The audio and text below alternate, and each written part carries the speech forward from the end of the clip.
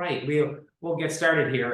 Good afternoon, everyone. I'm Chris Knopp, Executive Director of Friends of the Boundary Waters Wilderness, and we have a great lunch with the Friends this afternoon. We're coming live from downtown Ely. We have legendary angler Stu Osthoff, who is the publisher of the Boundary Waters Journal, another legendary publication here that's just out of my arm's reach here. It is such an honor to be here with Stu Osthoff. So, Friends of the Boundary Waters Wilderness, we've been around for nearly 50 years, and connecting people to the outdoors and loving the outdoors is fundamental to what we're about. So, Stu has published the Boundary Waters Journal now for close to 40 years now, and it's such an institution that's an inspiration for people who love to get out into the wilderness. And so we're going to talk fishing. We're not quite a week past fishing opener here in Minnesota. So for those of you that have questions for Stu, at the bottom of your screen there, you'll see there's a Q&A tab. Place your questions in there. We'll have Stu answer them. If you have some comments, you can use the chat function at the bottom as well. So it is my great privilege to be here with Stu Osthoff to talk about fishing here. Real talk with Stu Osthoff. So Stu, take it away, please. All right. Well, we did this last year at about the same time. And last year we were looking at, how come I can't see it there? Yeah, is that all right? That's all right. Last year we had a super late ice out, last several years until this year, just the opposite. Ice went out on the Ely area lakes about 15 days earlier than the historical norm. So that, of course, sets in motion a whole different pattern for fishing, and I'll get into that some more here. But the Boundary Waters Journal is all things BWCA and Quetico. So when I talk about Boundary Waters fishing, it's pretty transferable between the two. Quetico has some more stringent regulations, lower harvest, less pressure, less people, no live bait, things like that, barbless hooks.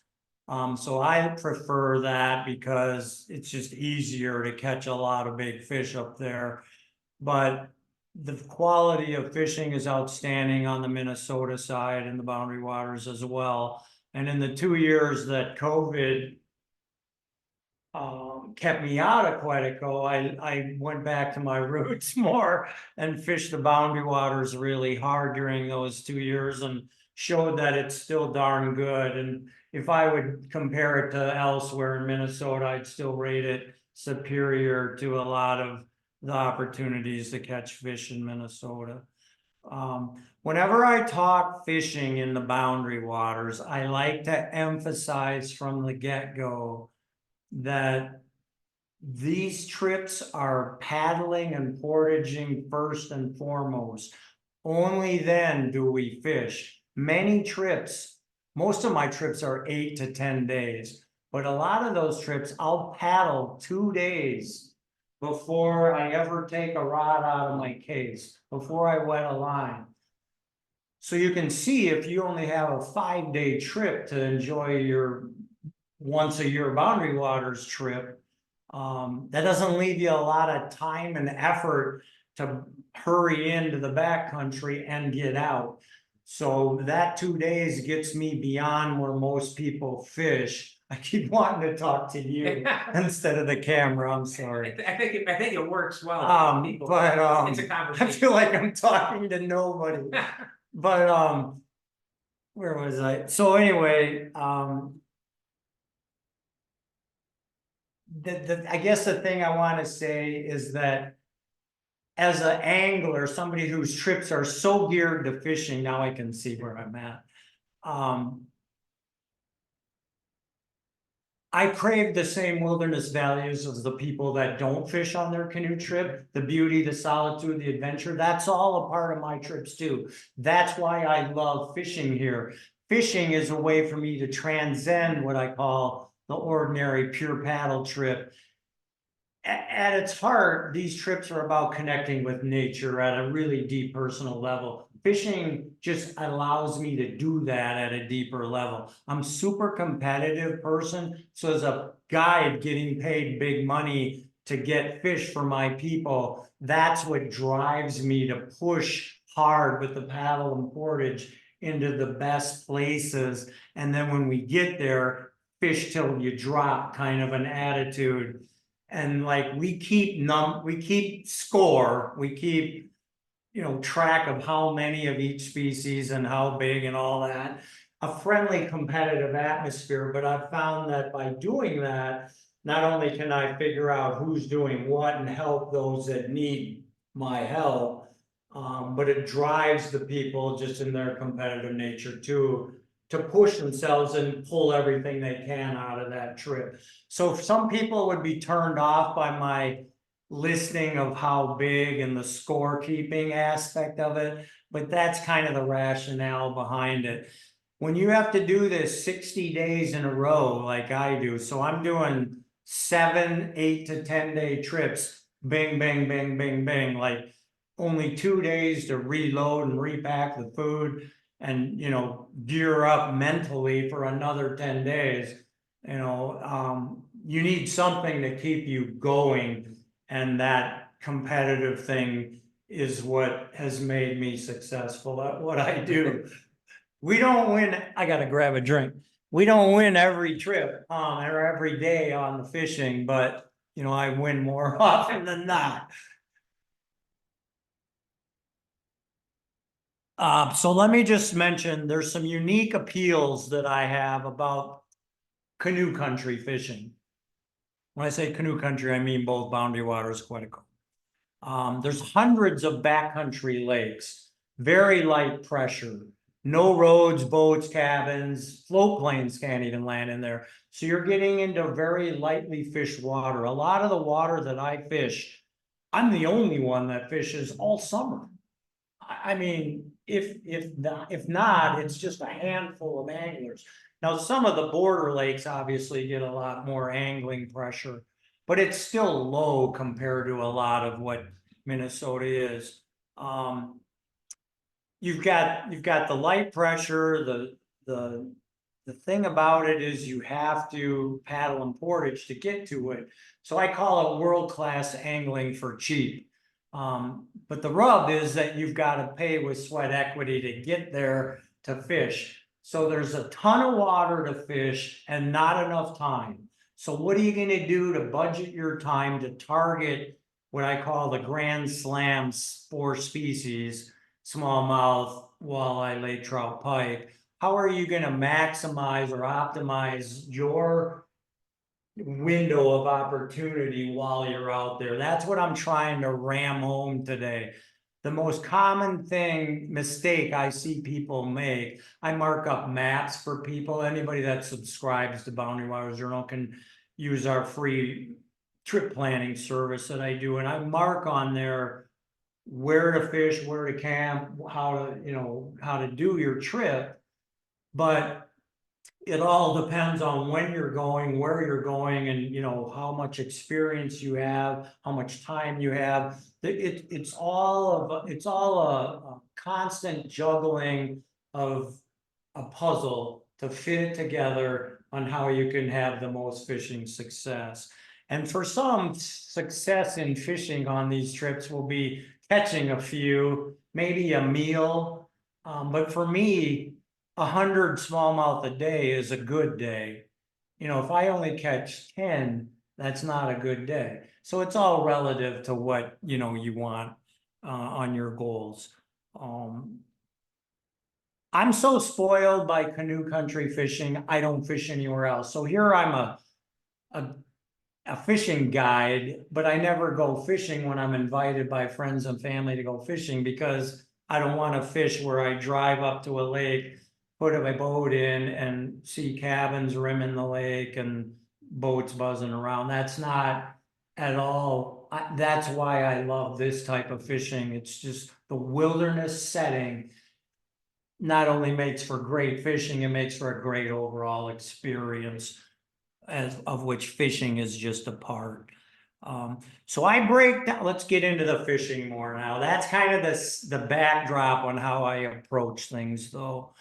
I break canoe country fishing down into three main parts: when, where, and how. Again, when, where, and how. That trifecta, to hit it big out there, you've got to pay attention to all three of those.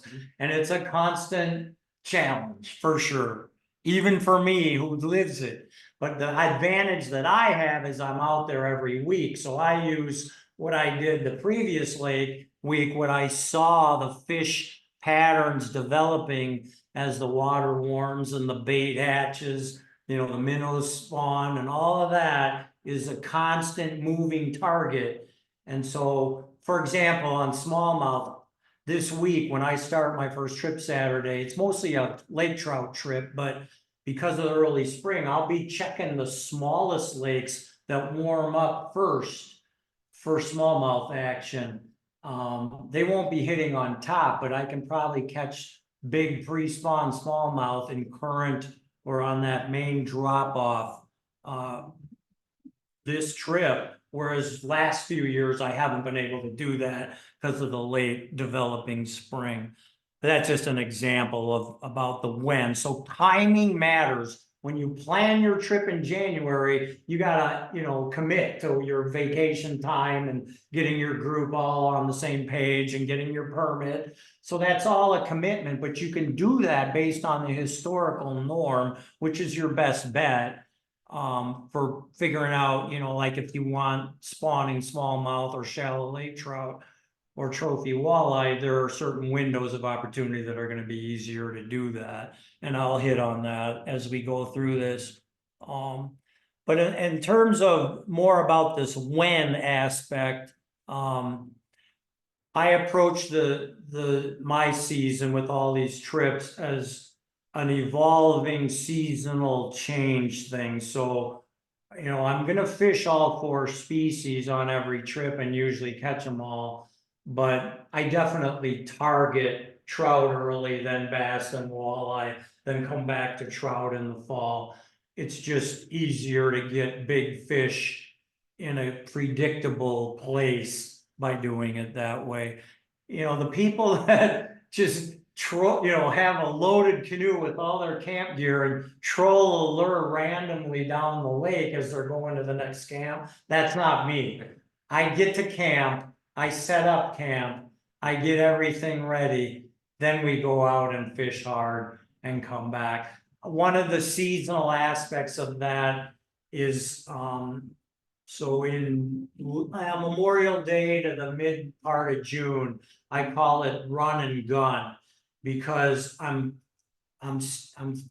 making fewer camps and making long, aggressive day trips. So the peak of the smallmouth season, I'm running and gunning and moving less, because the best time of the day to fish is when the water warms up. So midday is the best time for big bass, shallow, and spawning time. So for example, I might camp on Wednesday Bay of Crooked Lake and day trip all the way to Robinson, Cecil, and Deer. That's 8-9 miles before I fish. Fish 3 or 4 miles, then 8 miles back. But I can write off the evening because the best time to fish is the afternoon. So I don't have to worry about missing out on anything in the evening, because I want to fish that hottest part of the day. So as the season warms up, now latter half of June, I want to camp on the fish. So I would camp on, say, a Conmy Lake to get big trophy walleye, because they're not going to bite till evening. That's just an example of what I'm talking about. When matters. When matters on the calendar. It matters of what you do each day and the time of day on which you fish. The point being, you want to exploit the conditions that you're dealt with, what you're locked into on your particular trip. For example, last year, if I tried to catch smallmouth Memorial Day, half of the big fish were comatose and still deep because of how cold the water was. We had high water the last few years. 2021 especially was flooded up into the timber. And those conditions, the water doesn't warm up for quite a while. You can plan for the historical norm, but you often have to, be flexible while you're out there and pay attention to what's going on. Don't get locked into what you thought would work in January if it's hitting you in the face that it's warmer or colder or vice versa. So typically in a 10-day trip, I'll move 3 or 4 times, fish hard all around an area for 2 days and move to new water. So if you have 8 to 10 days, that's a good way, kind of a hybrid between base camping and traveling every day layover. I like the downtime of, because we're fishing hard all day, dark to dark. It's enjoyable to relax and camp a little bit.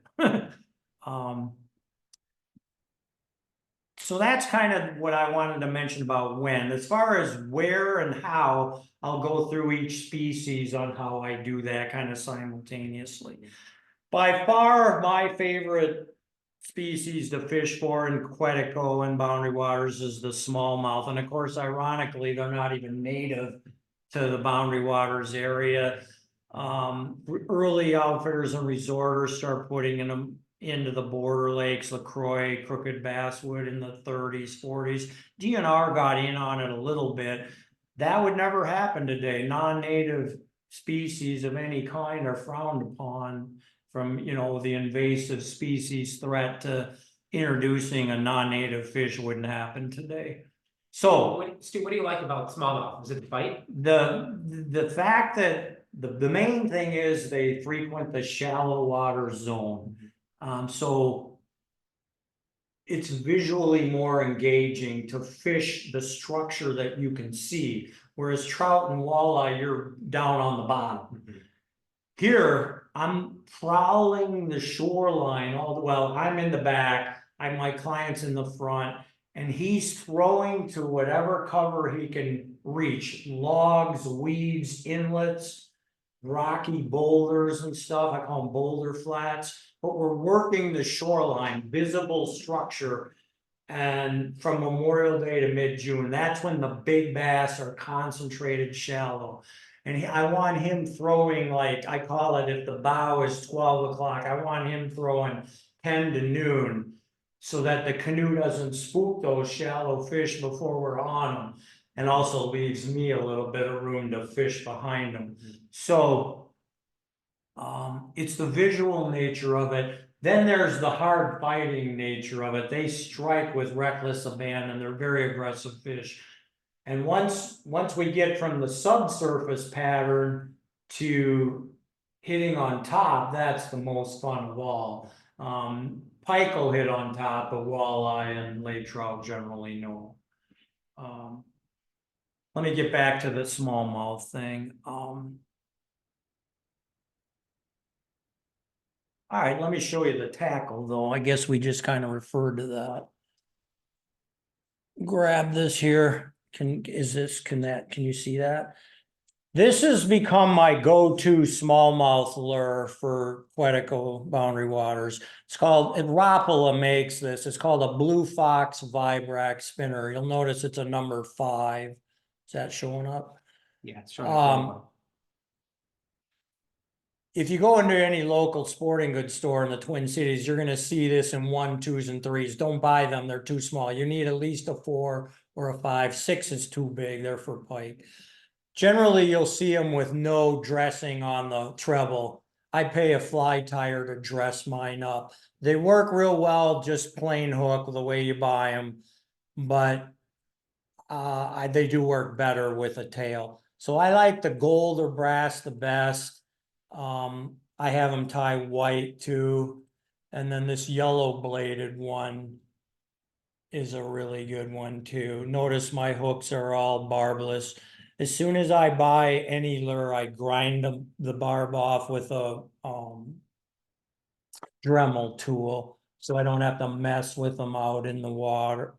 In Quetico, you're allowed to have barbed hooks in your tackle box but not on the line. And in boundary waters, you can still use barbed hooks. But I will say, because all my hooks are debarbed immediately, I just use them in the boundary waters and they're fine. When a bass jumps and really shakes his head, especially with this topwater lure I'm going to talk about, we do lose more fish with barbless, but it's a huge benefit to the fish because they're super easy to catch and release with a barb.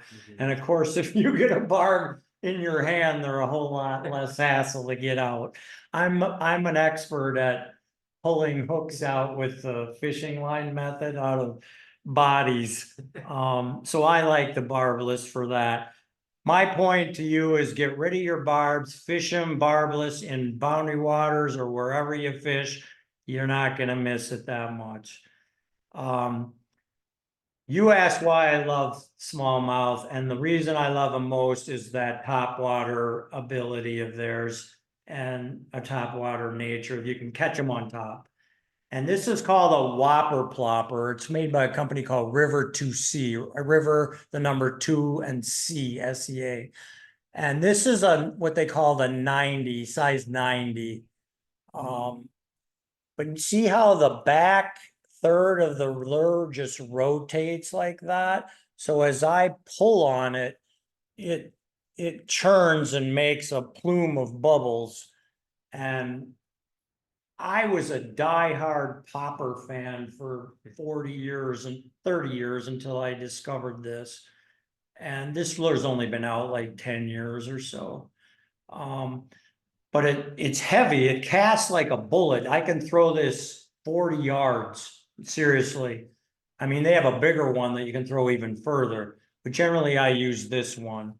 And unlike a popper, it's very easy to teach people how to use because you don't have to finesse it and pop it. So the way I fish this lure is I pull it about a foot, kind of lift the rod and simultaneously reel in that line, and then pause, lift and reel, pause, lift and reel, pause, and that's what gets this churning stuck there.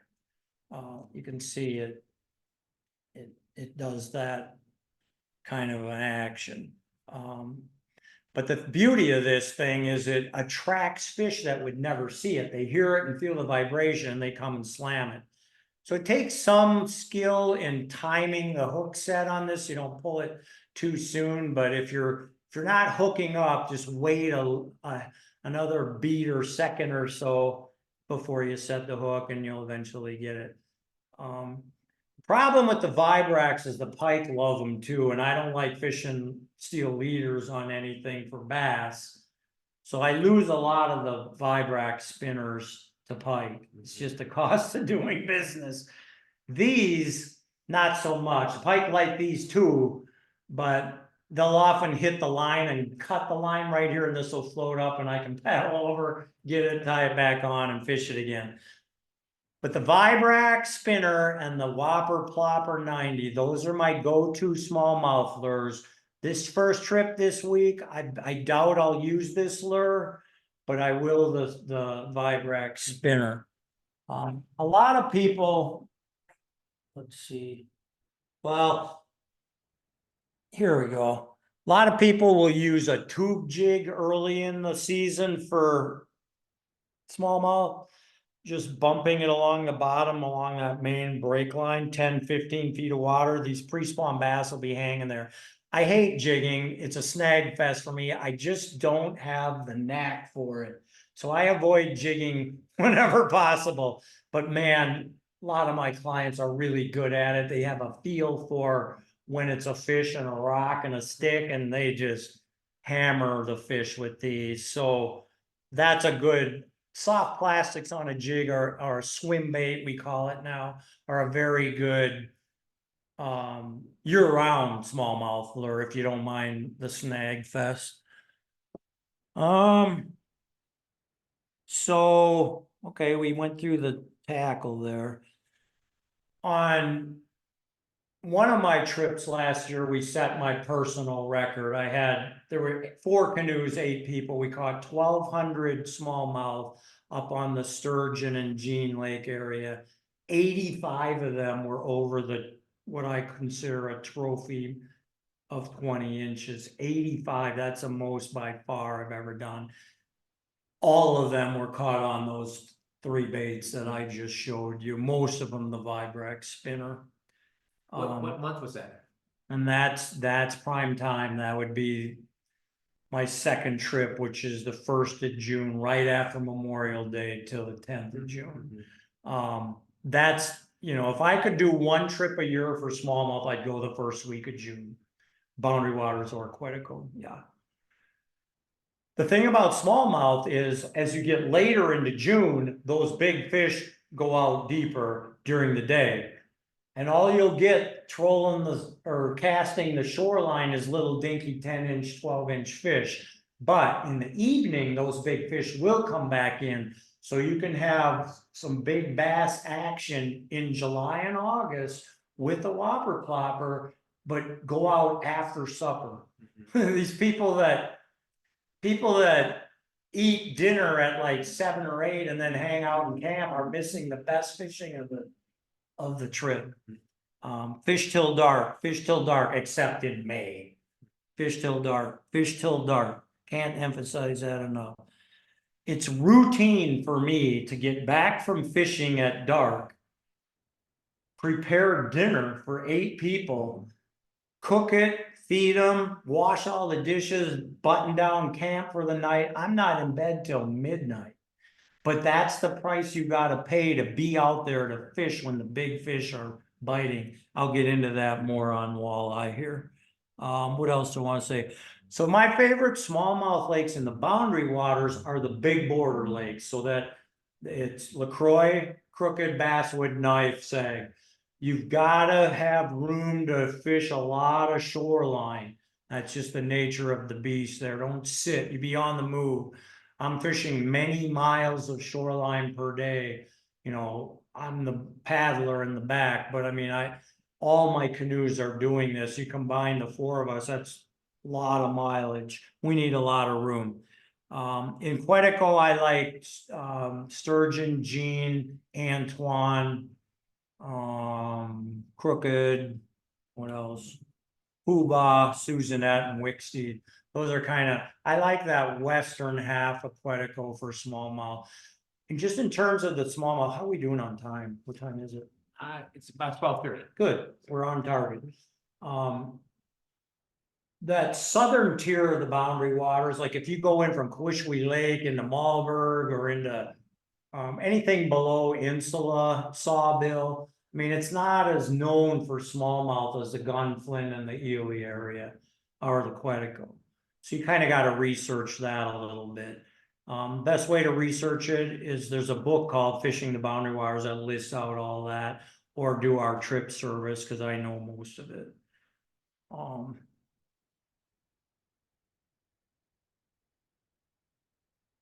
right, if you have any questions on smallmouth, hit me up on that because I can talk that all day. Let's move on to walleye. Let's show them a few of the pictures because we didn't I kind of forgot about that. Right. Just start with the first. All right.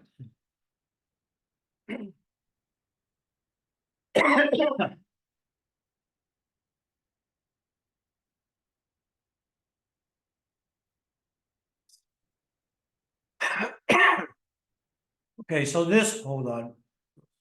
I just wanted to show that this is canoe trip fishing.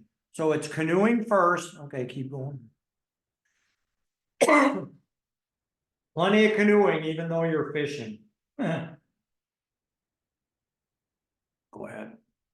We enjoy all aspects of the wilderness experience just like everybody else, but we're just fishing day in, day out. Northern Lights. Every day is a new adventure, new lake, new water. It's unlimited. You'll never fish it all. No way, not even close. 45 years and I've fished maybe half of it. Of course, you like going back to the places you like, but This is an 18-inch walleye. That is dinner. That's the only fish I catch, kill, and eat. Everything else I release. Go ahead. Paddling big water. I love it. I love fishing it. Of course, the wind can be an issue. You gotta roll with that. But big fish, big water, lots of opportunity. I love big water as long as it's safe for canoeing. Okay. And then, of course, pay the piper on the portages. Got to go through the muck and mire, shoulder burn, swat the bugs in the mud and all that. That's part of canoe country fishing. Okay. Here, this is kind of a good shot where you can see the shallow water structure that we're looking for with the smallmouth approach. Okay. That's a trophy 21-inch smallmouth from Quetico. That's a nice 40-inch pike.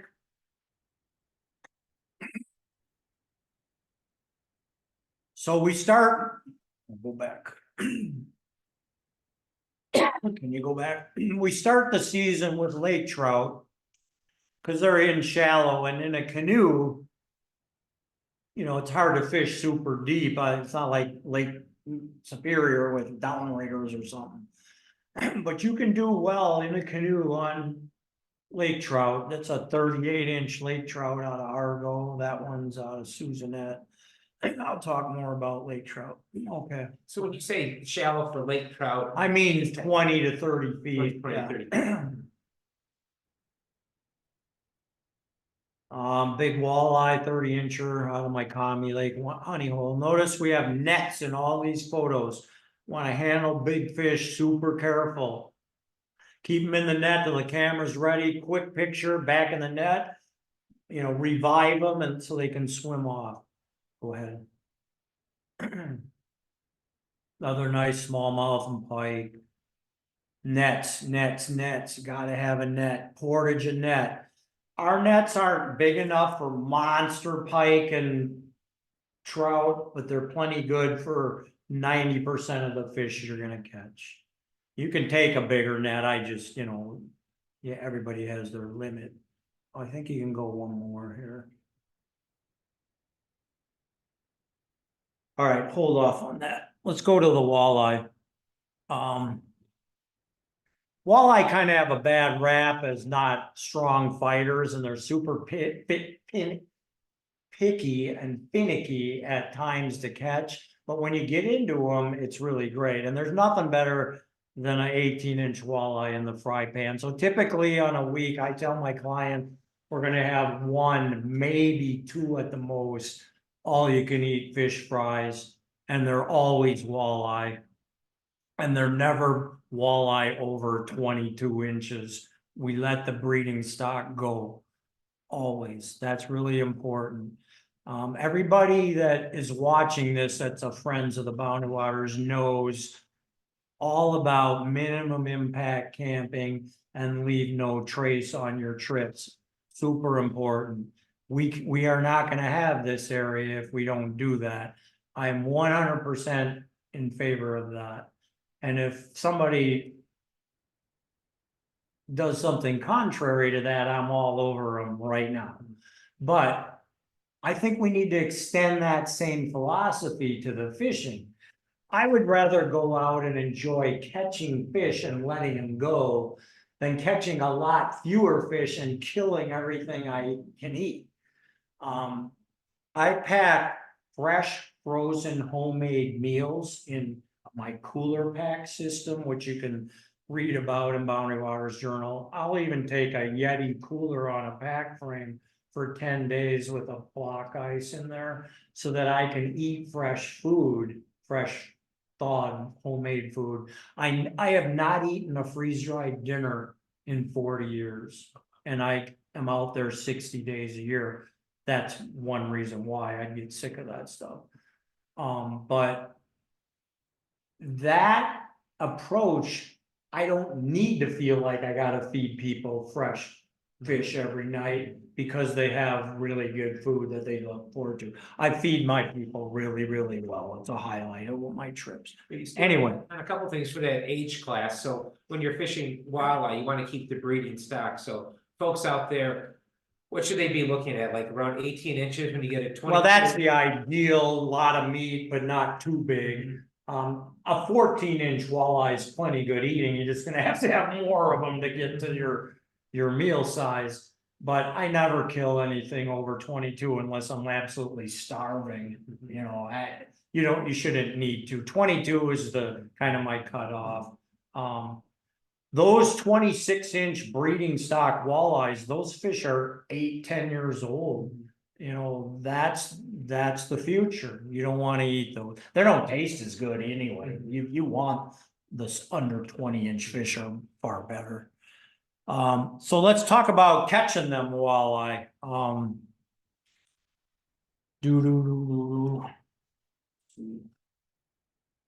In Quetico, there's no live bait. In boundary waters, you're fine with your jig and minnow or nightcrawler or real leeches.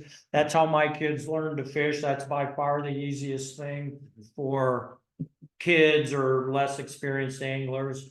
It's a hassle to take live bait on canoe trips, but the next best thing in Quetico for jig fishing is what we call power baits or soft plastics. And this is the one the last 2 years that has been my hot one.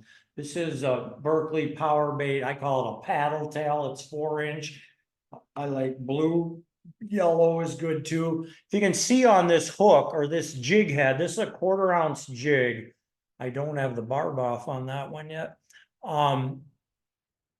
But it's got a longer shank and it's got a keeper here for the plastic so it doesn't slide off. So, you know, you buy this and you buy this, you got to put them together when you're out canoeing. Stick the end in there, go about an inch down into there to where it can go and see that prong there. I'm going to shove that over that so that it can't pull off as easy.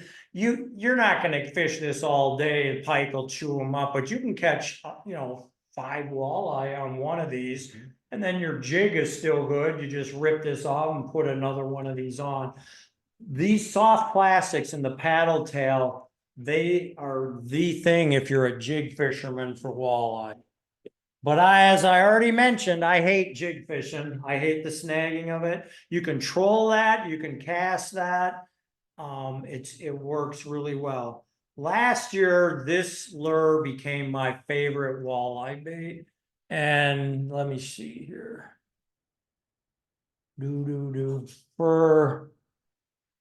Forever, this jointed shad wrap was my favorite crankbait for walleye. This is a number 7 jointed shad wrap. But this came along and it's called the Shad Dancer, still a Rapala lure.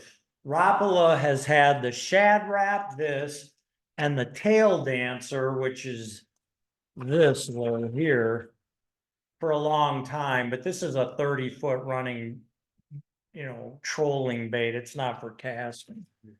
But this thing you can cast or troll. So it's a hybrid between the shad wrap and the tail dancer, the Shad Dancer. This is the number 7. So this runs a little bit deeper than the 7 shad wrap.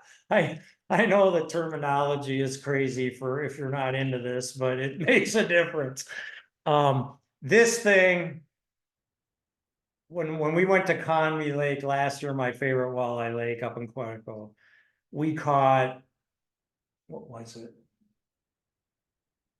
We caught, in 3 nights of fishing in that spot, 3 canoes, we caught 25 walleye over 27 inches, many of them 29 and 30. And of course, I was in my glory because this outfished all the jig people. So I'm really excited to fish this year. You won't find this wherever they sell Rapala. It's a little harder to track down, and it's a fairly new lure. Shad Dancer number 7. Get them, even if you have to order them online. Get several. This Fire Tiger color is one of the few that I was able to get last year, and it worked great. So start with that if you're worried about color, but I wouldn't worry about color. Stu, when you're. Here's some other colors I got. That one worked really good, the yellow. Yeah, Stu, when you're using that shad dancer, how deep is that going? that's going about 12 to 14, and the beauty of that is, oh, of those big walleye that we caught, guess how many we caught before 8 p.m.? 0. That thing did not catch a fish until 9 p.m. From 9 to 10, the bewitching hour, boom, boom, boom, big, big, big fish. So that showed me that the shad wrap, which was only going 10 feet, wasn't quite deep enough. Now, once it got dark and the bugs were killing us and we went back to camp, those big fish were probably where a shad wrap can get them. And I have gotten them other years in that spot. But if you're just trolling blind up a shoreline, you know, you got to try different depths. So start deeper, you know, and if they're shallower, you'll learn that quicker than deeper. But notice what I'm talking about here as far as the nuances between lures and when you're fishing and where. It's a giant jigsaw puzzle that you'll never figure out, because if you go back on the same date, it'll still be different. It just never the same.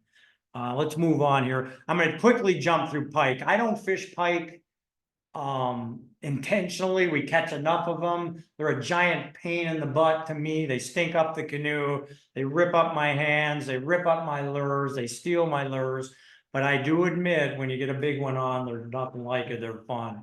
But it's those 2-foot pike that are the total hassle in my life. But they are out there and you got to put up with it. I don't target pike. They're my nemesis. I want to get into some lake trout real quick before we run out of time. How are we doing? Got about 17 minutes, so we're in good shape. Okay. So to me, the lake trout is the essence of canoe country fishing, the epitome of wilderness fishing. Mostly because in the rest of Minnesota, there are none. They require super cold, deep, well-oxygenated lakes with Cisco bait population. And Cisco's need cold, oxygenated, deep, cold water year-round. So any lake that's like 40 feet deep is not going to be deep enough to support a lake trout population. There is no greater thrill in canoe country fishing than a 3-foot lake trout in a canoe on light tackle in shallow water. They are so powerful the way they power down. It is the best. You know, I haven't caught all that many 3-foot lake trout myself, but they're among my highlights of fishing here in my lifetime. For 40 years, until 5 years, or till 2 or 3 years ago, this lure called a doctor spoon, this is a 285. I would troll this out behind the canoe, you know, let out a bunch of line and paddle steadily. So all day I'm paddling, trolling this thing. I might catch 5 trout a day on a good day, you know, covering a lot of water. And they were usually good trout, but not many. 2 or 3 years ago, Tom and Terry Kloss from Minneapolis started writing about their lake trout fishing in the journal. And they're lake trout aficionados, experts. And for many years, they caught trout doing the spoon trolling. But then they came on to the lipless crankbait, it's called. And the ones that they liked were no longer being made. So they decided to make their own in their garage. And we have been selling these like hotcakes in the journal. It's the only place that you can get them. So they buy these blanks and they paint them a certain color, and they put certain hooks with flash on them, or dress tails and little spinners. And every one is kind of uniquely different, but most of them are roughly an ounce. And this this eliminates the need for trolling. So from now until the day I die, I will fish this and only this for lake trout in the canoe. You can troll them, but I don't consider it a trolling bait. You vertically jig it, you cast it out, let it go to the bottom. And as you watch how much line goes out, even if you don't have electronics, you can get a rough feel for how deep it is there. So Saturday, when I'm on Argo Lake, I'm gonna start fishing this in 30 feet of water or so. I'll let it go to the bottom and I'll lift it up and let it go back to the bottom. Lake trout are primarily a bottom feeder. So you're vertically jigging this. And what I do is if there's a light breeze or any wind at all, I'll position that canoe so it's parallel to the wave and let that wave push me horizontally across the target zone where I've caught trout before. And so now I'm fishing vertically and horizontally, you know, because of the movement of the canoe. So, you know, you can rip it up 4 feet and let it drop back down. You can just jiggle it a little bit, tantalizingly so on the bottom. Try different presentations, but basically you want to relate to the bottom like you're walleye fishing. The Colossus have caught big walleye doing that with this. I have not yet, but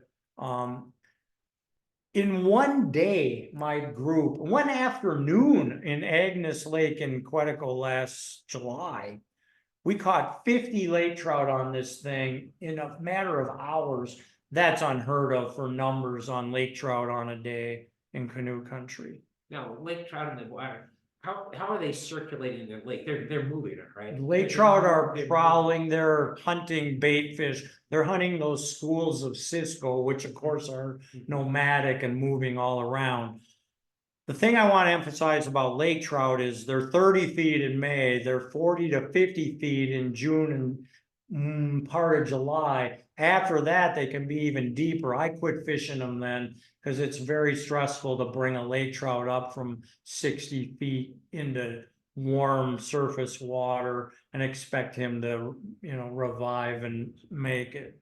So I don't fish trout after mid-July-ish, but yeah, so much fun, so easy, total game changer for canoe country lake trout. Don't,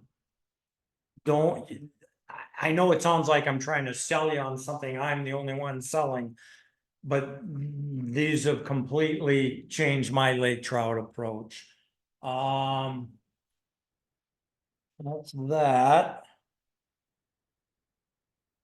I just wanted to hit on a couple of things.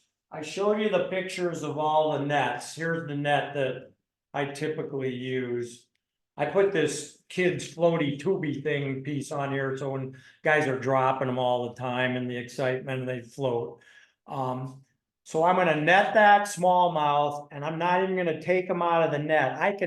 I've seen thousands of smallmouth. I know if it's over 18 or 19 inches. So I pull out a little tape measure if I think it might be a 20-inch fish and have this in my life jacket pocket.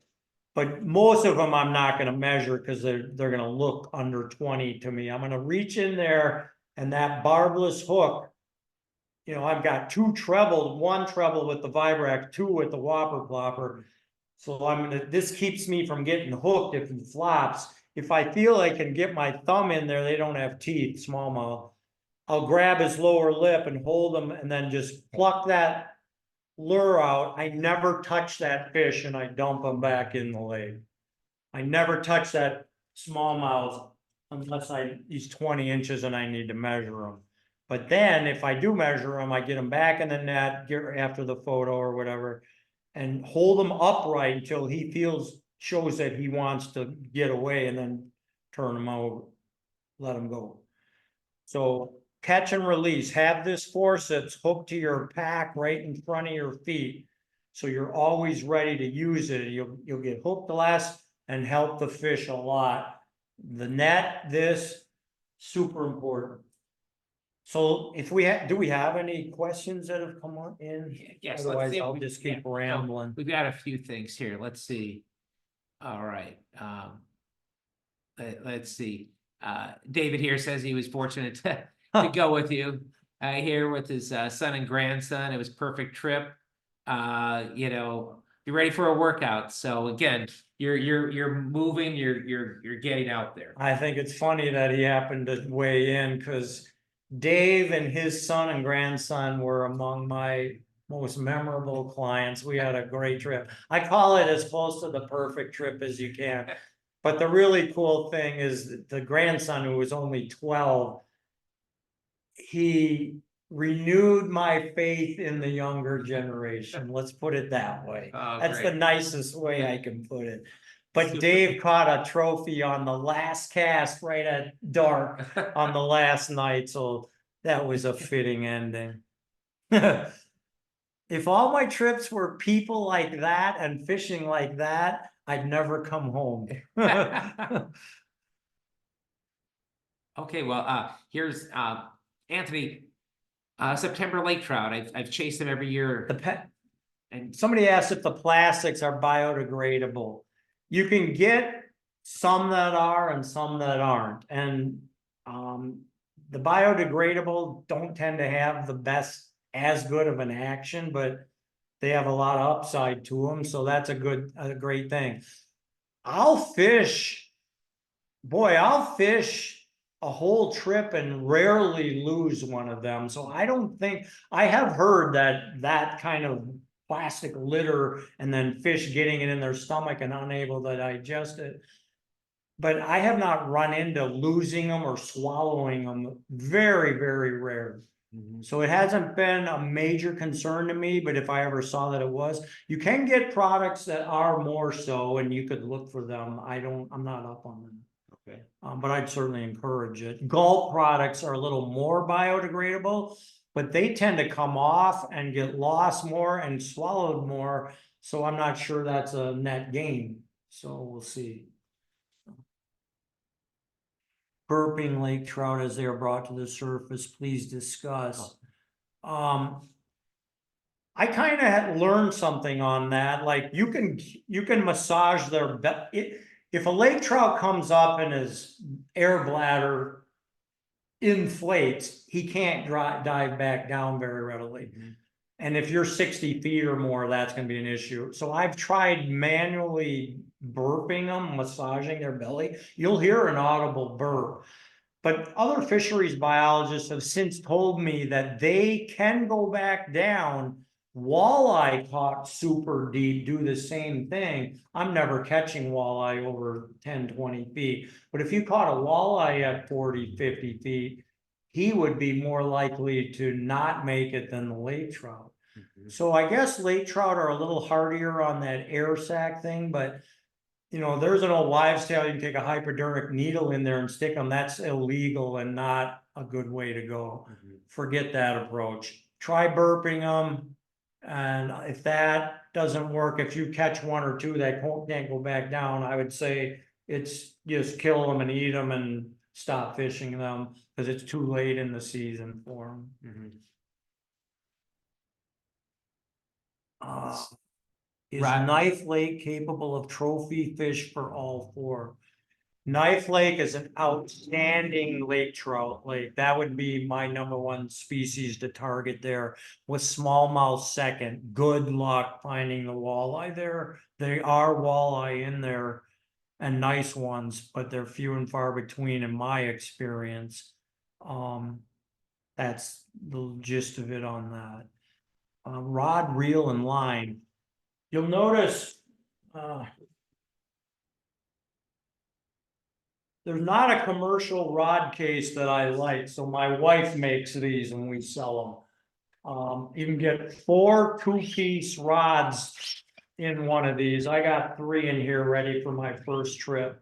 So these 2 rods are identical Fenwick Eagle 2-piece, 6.5 foot. They call it, what do they call it here? Medium fast. And then this is a heavier St. Croix lake trout rod. So this would take a 2500 size Stratic Shimano reel, and this one a Stratic 4000. On this one, I use fluorocarbon or mono because it sinks, and I'm only fishing trout on this rod with the claw slurs. On these, one would be a walleye, one would be a walleye rod and one a bass rod. On this trip, on some trips, I might have the Vibrax on one of these and a whopper plopper on the other, rigged and ready to go behind my seat. So I can just grab from subsurface to surface. Oh, the line on this one is a braided. I like spider wire Invisibraid, 8-pound Invisibraid. Cast further, no coiling, no memory, super sensitive, and it floats. So, you know, with top water, you want a line that floats. It's not the best for walleye. For walleye, I prefer mono or fluorocarbon. That's it on that. Okay. What else we got here? Let's see, there's some up here, I think. Let's see. Somebody asked about early September. I'm not an expert on that. I'm a hunter and I go to Colorado archery elk every September. This year I am adding a late September trout trip with the Closslers. It's giving me the faith to tackle that. So I got a trip locked and loaded for the last week of September, which is the last week of open trout season. So there's someone, a trip near Quetico, what time of day should we be focusing on the various species? So. Time of day is next week, he Next week, says. yeah, yeah. Okay, well, for bass, it's definitely gonna be the afternoon. The warmer, the better. Fish smaller lakes, smaller warmed up lakes. I've always liked late morning for bigger lake trout has been my best, but the Class boys, they catch them all day long. I would say evening is the least desirable for fishing in May, as a rule. You know, rules are made to be broken. I'm talking generalities on all of this. You know, there will be people that say he doesn't know nothing because I did the exact opposite. And I've done the exact opposite. I'm talking trends here. I'm talking playing the odds. I'm talking, that's what I'm talking. What you're looking for is temperature change. Is that what you're looking for this time of year? Is that what you're? Yeah, because, well, my buddies that were on Basswood this weekend on the Minnesota side, they tested the temp, and out on the main lake, it was still 45. In Back Bay, it was 55. So there you go. They were killing big pike in the warmer water, but it was the middle of the day.